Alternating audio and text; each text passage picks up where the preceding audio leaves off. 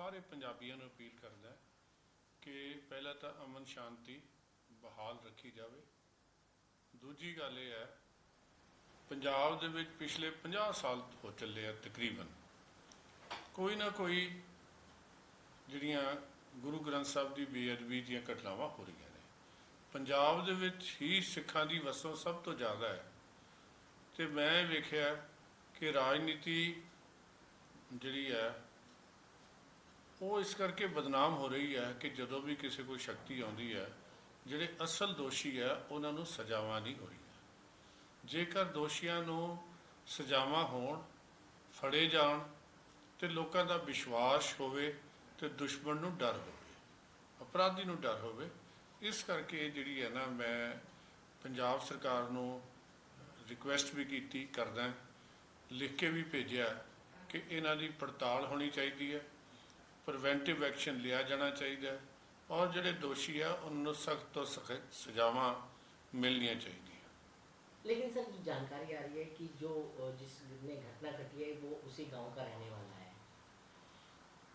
अपराधी कहीं का भी रहने वाला हो, उसको सभी को मालूम है कि गुरुद्वारे में कैसे जाते हैं, सभी को मालूम है कि मंदिर में कैसे जाते हैं, सभी को मालूम है कि मस्जिद में कैसे जाते हैं। ये सारे मंदिर, गुरुद्वारा, मस्जिद हमारे पूजा स्थान है, चर्च हमारे पूजा स्थान है। सभी की मर्यादा को रखना चाहिए और ये देखना चाहिए कि वहाँ किसी किस्म का ऐसा ना हो जिससे लोगों को की भावनाएं जो है वो आहत हों, हर्ट हों। समझता हूँ कानून का डर होना चाहिए और कानून को अपना मजबूती से काम करना चाहिए। कहाँ कमजोरी रह गई है इसको देखना चाहिए। आगे के लिए ऐसा ना हो, इसके लिए हमें जो कोई ना कोई प्लानिंग करनी चाहिए। आयोग की तरफ से क्या मांग जो है वो की जा रही है, सख्त एक्शन लिया जा रहा है? आयोग की तरफ से पंजाब सरकार को लिखा गया है कि पिछले 45 साल में जितनी भी घटनाएं हुई हैं उसके बारे में हमें पूरी तफसील, डिटेल जो है इंफॉर्मेशन भेजी जाए। ये क्या अपराधियों को सज़ा हो गई, क्यों नहीं हुई, जिससे हम लोगों को इसकी नीति आगे बने। हम भी सरकार को रिकमेंडेशन करने वाली बॉडी हैं, जो एडवाइस करने वाली बॉडी है, लेकिन जब तक तह तक नहीं पहुँचेगी एडवाइस भी कैसे होगी। तो हम चाहते हैं कि किसी भी धर्म ग्रंथ की कोई बेअदबी ना हो, किसी भी धर्म स्थल की बेअदबी ना हो और आपसी भाईचारा मजबूत हो।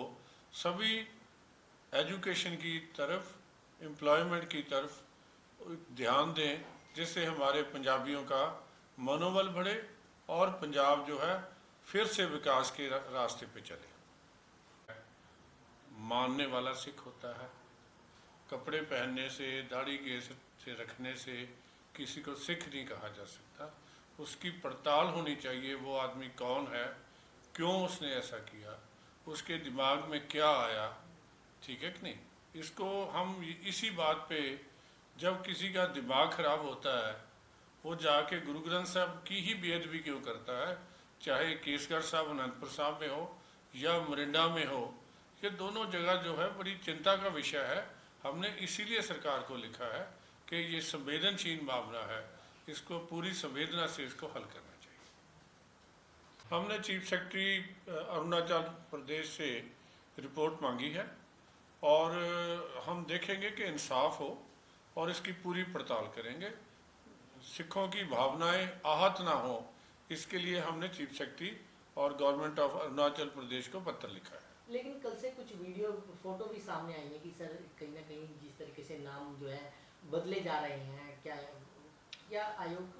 देखो, गुरुद्वारा साहिबान, मस्जिद, मंदिर, जो भी धर्म स्थान है वो पूजा के स्थान हैं। उनकी मर्यादा को बहाल रखना, उनके इतिहास को बहाल रखना सारे देश की सरकारों की जिम्मेवारी है। तो ऐसा हम कर रहे हैं।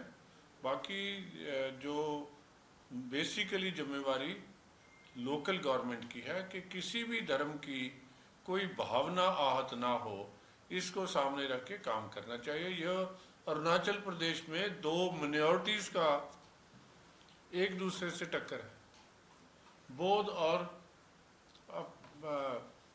सिख धर्म वालों की। तो ये तो एक बड़ी देखने वाली बात है कि यहाँ कोई बाहर का आदमी नहीं है, मिनॉरिटी ही मिनॉरिटी के सामने है।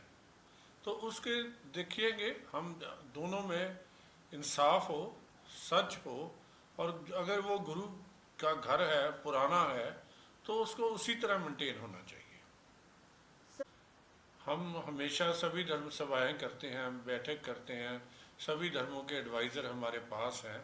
तो पंजाब में बल्कि पूरे देश में मिनॉरिटीज़ ऐसे इक्का दुक्का घटनाएं तो होती रहती हैं, लेकिन एक मिनॉरिटी दूसरी मिनॉरिटी के खुल के खिलाफ खड़ी हो, ऐसा नहीं है। पीछे दलाई लामा जी के खिलाफ कुछ वीडियो चली थी, तो कमीशन ने सभी धर्मों के लोगों को बुला के उनको सपोर्ट किया है। ऐसा नहीं है कि एक धर्म से दूसरे धर्म का कोई सड़कों पे झगड़ा हो रहा है। छुटपुट घटनाएं होती रहती हैं और उनको कोई रोक नहीं सकता। आइसोलेटेड जो है वो क्राइम जो है, किसी के दिमाग से क्राइम निकलता है, लेकिन यहाँ सभी लोग, सभी कम्युनिटी प्यार से इकट्ठी बसती हैं। पहली बार हुआ पूना में, जहाँ ज्यूज़ और मुस्लिम जो इफ्तार पार्टी में इकट्ठे हुए, पारसी भी आए, तो ऐसा जो बाकी लोग भी थे, तो ऐसा पहली बार हुआ मोदी जी की नीतियों में कि पारसी भी और ज्यूज़ भी जो अरब में लड़ रहे हैं और मुस्लिम भी इकट्ठे बैठ के इफ्तार पार्टी मना रहे हैं और खाना खा रहे हैं।